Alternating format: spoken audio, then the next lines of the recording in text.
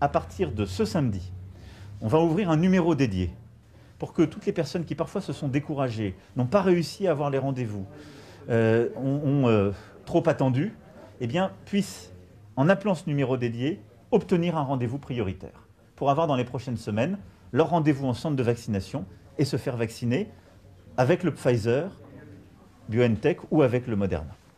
La deuxième chose, c'est qu'on a d'autres centres qui nous disent « Nous, on a fait toutes les personnes de plus de 75 ans, on a réussi nos objectifs, mais du coup, on n'est plus rempli à plein. » Et donc, à partir de ce samedi, nous avons décidé d'ouvrir à la vaccination pour les plus de 70 ans, dans les centres de vaccination, avec le Pfizer et le Moderna.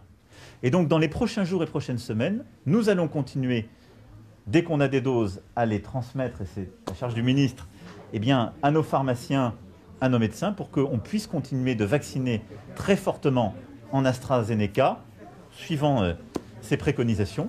Et à partir de mi-avril, on aura aussi le Johnson & Johnson qui, normalement, doit arriver également et qui permettra d'augmenter ce flux. Donc on continuera à avoir nos centres de vaccination, de plus en plus ouverts avec de plus en plus de doses, sur le vaccin Pfizer et Moderna, et nos pharmacies, nos médecins libéraux, nos infirmières et infirmiers qui iront aussi au domicile et qui pourront vacciner avec l'AstraZeneca et d'autres. Maintenant, nos enseignants ont fait l'objet d'une campagne de tests, comme d'ailleurs les élèves que nous avons fortement déployés ces dernières semaines. Nous allons le poursuivre.